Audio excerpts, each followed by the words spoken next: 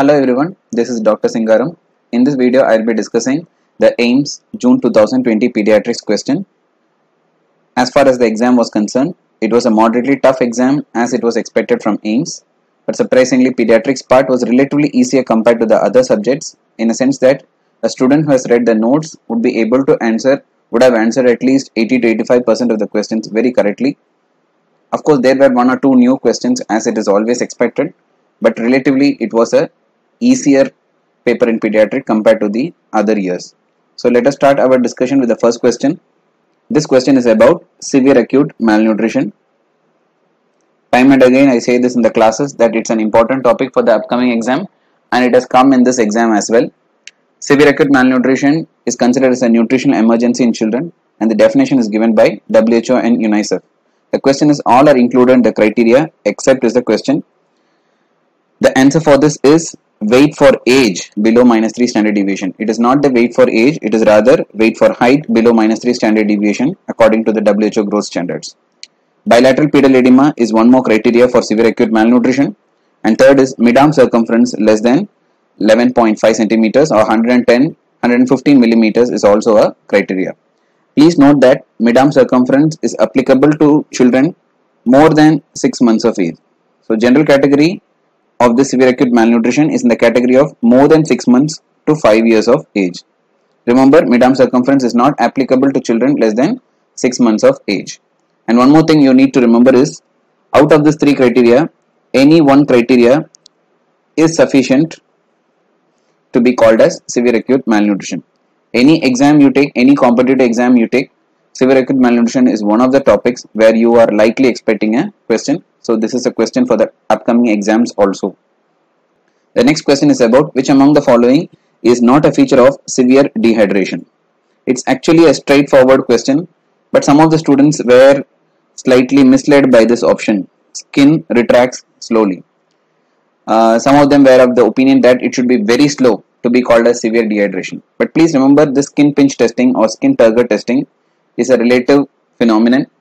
Even though we say slow skin retraction is moderate or some dehydration, whereas very slow skin retraction is for severe dehydration. But generally remember, slow skin retraction is always a cause of concern.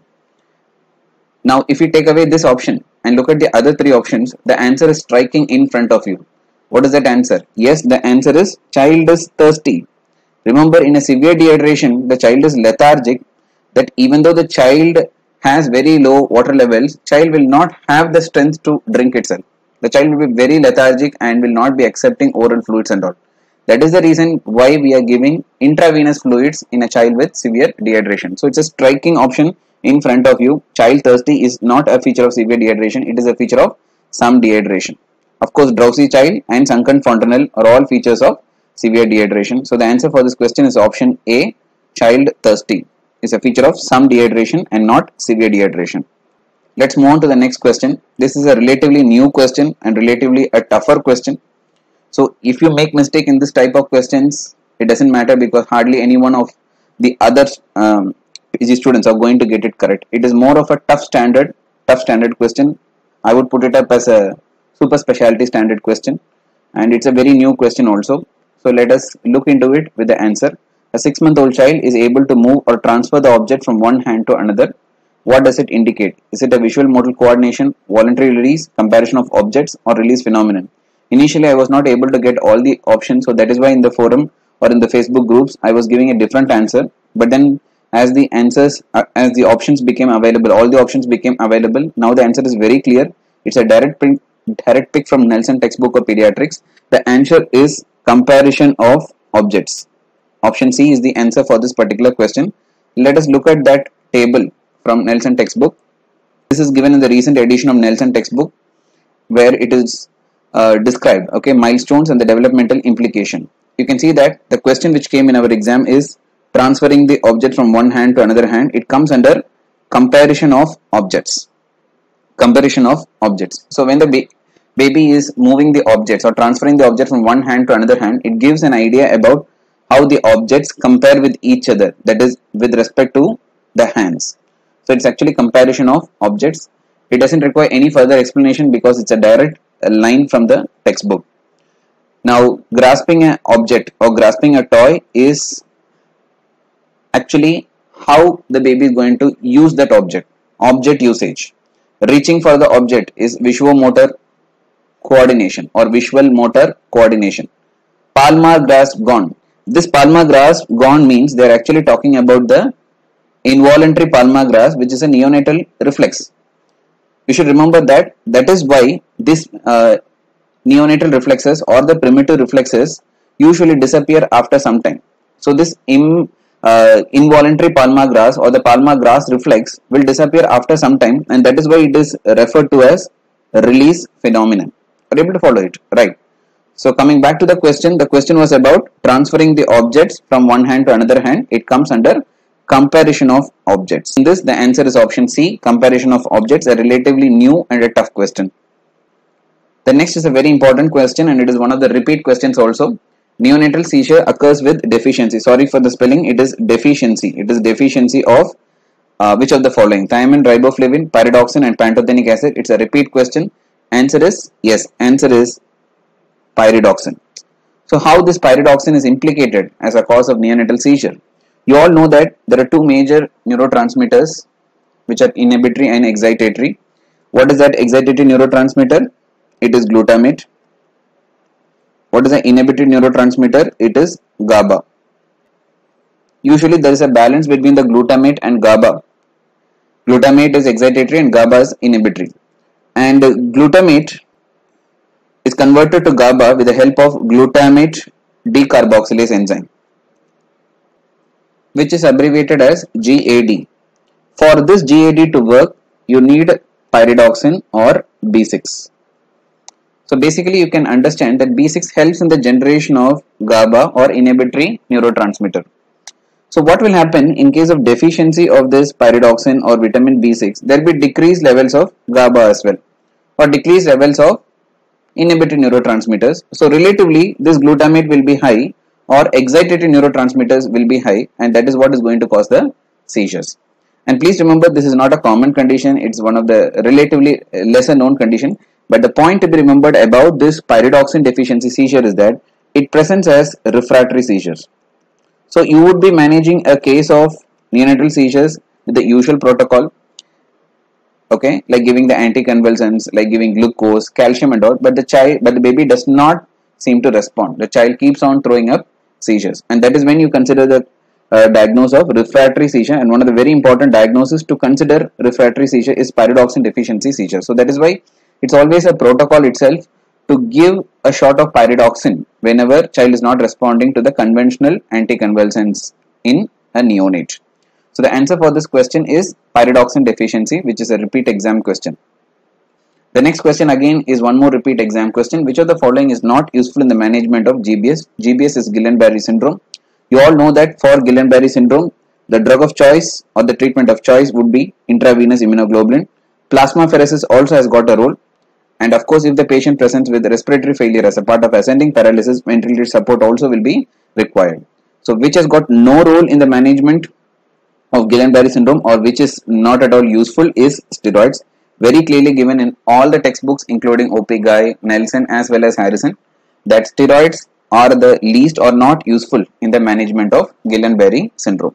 And drug of choice or treatment of choice, always remember it is intravenous immunoglobulin. It's a straightforward question, doesn't require any more explanation. The next question, a relatively tricky question. You just need to understand the basics and then we'll be able to answer this. A patient with osteomalacia has high urine phosphate excretion. Which among the following could be the probable diagnosis?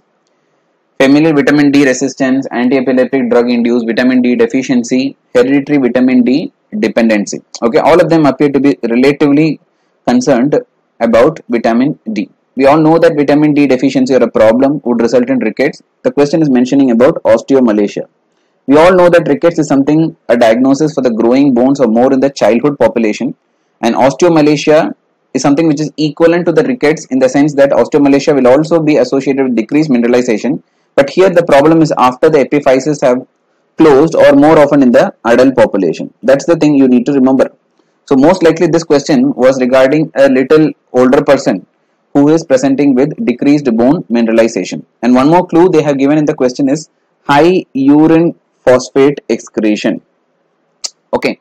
Now generally remember, whenever there is a vitamin D deficiency or a problem in the vitamin D metabolism, what happens is there will be excretion of phosphorus in the urine, consequently resulting in decreased levels of phosphate in the blood also, and this results in decreased bone mineralization. Now all the condition can be associated in some way or other with the vitamin D metabolism. Okay, vitamin D resistance, vitamin D deficiency, vitamin D dependency, anti-epileptic drug induced, all can cause a problem in the vitamin D pathway or metabolism. Okay, but the answer is going to be familial vitamin D resistance. Okay, I'll tell you why. Because vitamin D deficiency and vitamin D dependency more often presents in young children, and one more point to be remembered is that they more often present with ricket, and one more point to be remembered is that they more often present with a problem in the calcium, and there should always be a mention of elevated parathyroid hormone. So there should be some problem in the calcium which is low or low normal, and also there should be elevation of alkaline phosphatase as well as PTH elevation. But there is no mention of the calcium or parathyroid hormone in this question, thereby both of them can be ruled out. Anti-epileptic drug induced, just like that, cannot be mentioned, cannot be given as the answer, because there should be some mention of this exposure of the anti-epileptic drug, which is not given in the question, hence it is unlikely. So by ruling out all the other options, these three options, I come to the answer as familial vitamin D resistance. Remember, familial vitamin D resistance is an inherited disorder which can have so many methods of inheritance. It could be X-linked recessive disorder, it could be autosomal dominant disorder, or rarely autosomal recessive also. But X-linked recessive, sorry, it's not X-linked recessive, sorry, it is not X-linked recessive, it is X-linked dominant or autosomal dominant. Remember this point, X-linked dominant is one of the very few disorders coming under X-linked dominant disorder, usually presents in childhood. And autosomal dominant is something which presents as a late presentation. It is late childhood or in adolescence or in adults. Are you able to follow this? Right. Now, what is this familial vitamin D resistance? Okay, familial vitamin D resistance. It is a condition characterized by increased levels of fibroblast growth factor 23, which is also called as phosphatonin. The problem is that because of this increased levels of fibroblast growth factor 23, there is increased excretion of phosphate in the urine, and that is what is exactly given in the question. So what happens whenever the phosphate level goes down inside the body? It is not able to take part in the bone mineralization, thereby the patient develops either the signs of rickets in childhood or osteomalacia in an older person.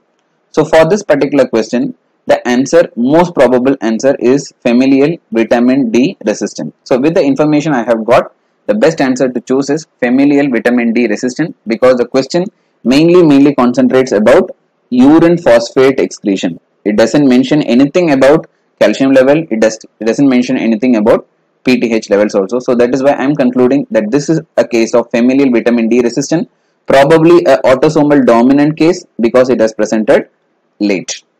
Okay. The next one is a very classical question. Phototherapy converts bilirubin into. We all know that we are going to start phototherapy for a baby who has got increased levels of unconjugated bilirubin. The problem with unconjugated bilirubin is that it is water insoluble. That is why you have to convert it into a water soluble form so that it gets excreted. Now what the phototherapy does, it converts this water insoluble form of unconjugated bilirubin into some water soluble form of bilirubin. And the most important way by which it is going to convert is that it is going to convert it into lumirubin. Remember, this lumirubin is a water soluble form of bilirubin which will be excreted. Okay, and this method by which phototherapy converts this unconjugated bilirubin into lumirubin is called as structural isomerization. And please note for your exams, structural isomerization is the most important method by which phototherapy acts. This is called structural isomerization, the most important method by which phototherapy acts. The second method is called as photoisomerization, wherein the isomer of normal bilirubin is 4Z15Z, which will be converted to 4Z15E. And this 4Z15E is something which is water soluble and it will be excreted in the urine. You can just remember like this, E for excretion. And third least important method is photooxidation. Right. So in this question, the question was about structural isomerization and the answer for the same is lumirubin. The next question, in a child with the ventricular septal defect, correction is done to prevent failure to thrive, arrhythmia, heart block and respiratory alkalosis. For this particular question, let us remember that ventricular septal defect is a condition of left to right shunt which results in overloading of the right ventricle followed by overloading of the lungs and consequently overloading of the heart as well. So the problem here is, if you are not going to treat a child with ventricular septal defect or left to right shunt, there will be overloading of the heart chambers, finally resulting in cardiac failure. And cardiac failure typically manifests as failure to thrive, feeding difficulties, as well as some dyspnea, as well as liver enlargement or hepatomegaly. So basic problem you need to remember is, in a child with VSD which is not corrected, the child will end up with congestive cardiac failure, and one of the classical manifestations of congestive cardiac failure is a child presenting with failure to thrive. And this is one of the direct lines taken from almost all the pediatric texts which mention that failure to thrive is a universal feature if in case of uncorrected significant VSDs. So the answer is failure to thrive. It's a straightforward question. Some of the textbooks do mention that uncorrected VSD can also be associated with arrhythmia as well, but by and large arrhythmia is very rare complication compared to congestive cardiac failure manifesting as failure to thrive. In fact, any child with ventricular septal defect or a shunt lesion, we always look for the growth of the child, or we look for the weight gain, height gain of the child. If the child is not putting on proper weight and height despite taking adequate nutrition, then we say that this child may be probably in a state of cardiac failure. That is why the child is not putting on weight and height, or the child is having failure to thrive. So always remember this, even in your clinical case presentation. Failure to thrive is one feature which will prompt you to make a decision that this child with a VSD requires surgery. Okay, right. So the answer is option A, which is failure to thrive. Next question, a child present with swollen, red and tender knee joint, 2 weeks following an episode of fever with bloody diarrhea. What is the probable etiology? So you can see that swollen, red and tender knee joints are features of arthritis. Now this is occurring 2 weeks following an episode of bloody diarrhea. So this is called as, yes, what is the diagnosis? This is called as reactive arthritis. Called as reactive arthritis. Now there is one more term for this arthritis occurring following an infection. What is that? Yes, it is post-infectious arthritis.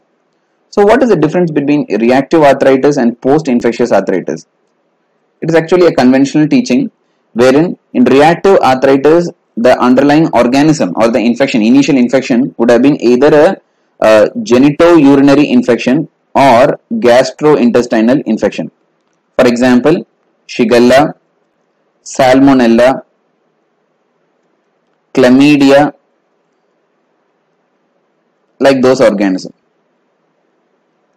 Now, if it is due to some other organism, like for example streptococci or other viruses, then it is called as post-infectious arthritis. So simply genitourinary or GI infection followed by arthritis is reactive arthritis. Other infection followed by arthritis is called post-infectious arthritis.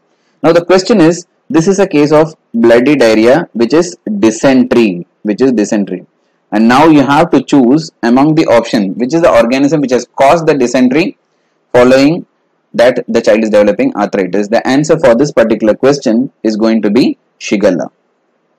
Please note for your exams, in India the most common species of Shigella associated with dysentery is not Shigella dysenteriae, but it is Shigella flexneri. Make a note of this. So the answer for this particular question is Shigella. Probably it is Shigella flexneri. Okay, right. Now coming to the management of this reactive arthritis, please note that it is a post-infectious phenomenon. Infection has already occurred. Are able to follow? So there is usually no role in treating with antibiotics except maybe for ongoing chlamydial infection where you have to use macrolides. Otherwise, generally, no antibiotics are recommended. The only mainstay would be to advise rest and to give NSAIDs. Of course, in case of the severe cases, you can also go for intra-articular corticosteroid, but the usual treatment is rest along with NSAIDs. Right. Moving on to the next question. In a newborn baby with aplasia cutis congenita, what could be the drug intake by the mother which could have resulted in this condition? Now, aplasia cutis, as you must be knowing, is a defect in the skin. It is usually most commonly in the scalp region, though it can be associated with some skin defects in the trunk, limbs, as well as in the face. The most common is in the scalp, especially just lateral to the midline. So when you look at the baby's head, you will see that there is a defect in the skin in that area. So a hair will not be present in that particular area, and there is a defect in the skin. This is what we call it as aplasia cutis congenita. So which drug intake by the mother is implicated? It's again a straightforward fact-based question. Answer is carbimazole. It's a very important one. Carbimazole is commonly used for the treatment of hyperthyroidism, but it should not be used in the first trimester of pregnancy because it's a teratogen and it can be implicated with the causation of aplasia cutis congenita. So that is why in the first trimester of pregnancy, what is the antithyroid drug to be used? Your answer is going to be propylthiouracil. Don't use carbimazole in the first trimester of pregnancy for treating hyperthyroidism. That's also one more question you need to remember. Answer is carbimazole for this question. Moving on to the next question. This is something which is which still now I'm not able to get a correct number because many students were saying 12, 15 and all for this particular question. Anyway, with what most of the students have said, I am going to tell the most probable answer, completely understanding that the numbers may be different, so the answers can also be different. So please understand the facts behind this question, and with whatever you could recollect, you can have the answer. So let us look at the question. Incorrect regarding childhood asthma. They have given some numbers for FEV1 FVC ratio, FEV1 decrease, AM to PM variation, and increase in FEV1 after bronchodilator. Okay, right. Now you should remember that all these are lung function testing. The values are given with respect to childhood asthma. So before I come to the answer, let me take you to the findings in case of childhood asthma with respect to lung function test. Please note that one of the common findings would obviously be low FEV1, and if you compare it as a ratio with FVC, it will be less than 0.8 or less than 80% of expected. That's what is the first finding, low FEV1 and low FEV1 FVC ratio. Second is, if you are giving a patient with asthma a bronchodilator, commonly the short-acting beta agonist, what will happen? The V's will settle, and if you look at the lung function, what happened? There will be reversibility of airflow limitation. Reversibility.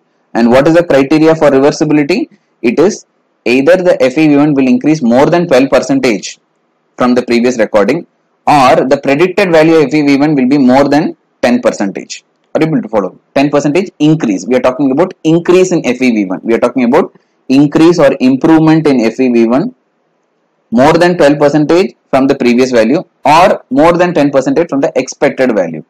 This is after a short-acting beta agonist inhalation. And please remember, bronchodilator response is the most important criteria in the diagnosis of asthma. Make a note of it. If after giving short-acting beta agonist, if the airflow limitation is not reversed, then it is not asthma.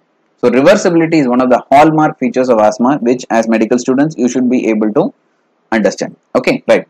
Third important criteria is daily peak expiratory flow or FEV1. Okay, we compare between morning and evening. That's what we call it as AM PM variation or diurnal variation, more than or equal to 20%. More than or equal to 20%. So these are the facts I have told you. Now let me go back to the question. FEV1 bar FVC ratio less than 0.8 is correct. A increase in FEV1 more than 15% of the bronchodilators, even though our criteria says more than 12%, even more than 15% is accepted. Even more than 15% will also be a criteria for, will also be suggesting asthma only. After all, it is improvement. Okay, after all, if it is more than 15% also, it is accepted. So I will keep that as a correct answer as of now. Then FEV1 decrease more than 15% after exercise. This is also one more feature, even though I have not put it up in the other slide. Please note that this is a criteria for exercise induced asthma.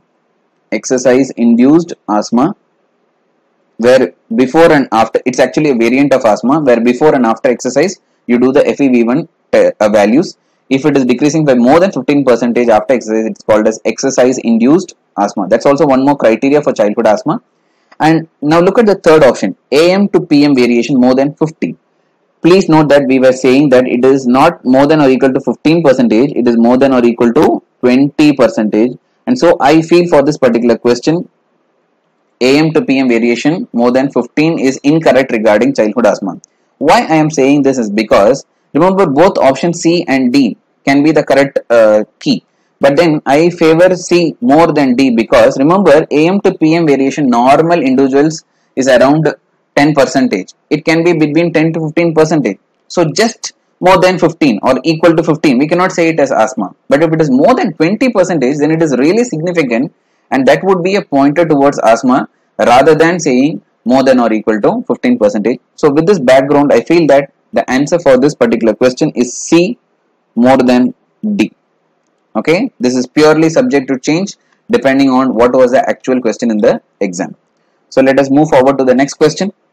The next question is a 3-year-old toxic child presenting with sudden onset fever along with drooling of saliva and breathing difficulty. The question is the next step in the management after airway management, okay, includes. Remember, whenever you have a toddler, this 1 to 3 years is toddler age group, toddler presenting with fever that is suggesting an infection, an acute infection because it's a sudden onset fever, it's an acute infection, sick child along with drooling of saliva which suggests some form of airway obstruction. Of course, one more feature of airway obstruction is breathing difficulty in this child. All these point towards a clinical diagnosis of acute epiglottitis. This is an emergency epiglottitis. Okay, this is a condition of acute epiglottitis. Very, very important condition. I am sure that you might have studied in your notes as well, come across this condition. The words a very important condition. Okay, acute epiglottitis. It's one of the most severe or the most severe infection causing upper airway obstruction. You know that the etiology is going to be Haemophilus influenza type B. Remember, it is H influenza type B. It is not Streptococcus pneumoniae as others say. It is still H influenza type B. Okay, anyway, the question is, how are you going to manage a child with acute epiglottitis? Remember, there are two priorities in a child with acute epiglottitis. One is, of course, they have already mentioned the question, is airway management. Okay, one is airway management. Very, very important. At any point of time, a child with acute epiglottitis can go in for complete airway obstruction. Then the revival of a child is going to be very, very difficult. So that is why you always have to have an airway management like securing an endotracheal tube and all right at the point of contact. It may be in the emergency casualty or in the ICU. Immediately you have to secure the airway of the child. That is of utmost important. And second is, of course, it's a bacterial infection, Haemophilus influenza type B. So the drug of choice is going to be third generation cephalosporin. In this particular question, the answer is going to be IV ceftriaxone or the option B. So answer is, there are two hallmarks, there are two important steps in the airway management, in the management of acute epiglottitis. One is airway management, which is already given in the question. Second is third generation cephalosporin, which is IV ceftriaxone, and the answer for this question. Let's move on to the next question. The next question is, diphtheria vaccine is which type of vaccine? Answer is, it's a toxoid. Okay, it's a toxoid. It's a straightforward question. You know that diphtheria, pertussis, tetanus are all examples of toxoid, as well as the influenza subunit vaccine. They're all examples of toxoid, and hence the answer is option. It's about the discussion of question which came in AIIMS June 2020 exam. I hope that you like this video. Please share it with your friends also, and don't forget to subscribe to this channel so that you get notified of the new videos as and when they are posted. Thank you and have a good day.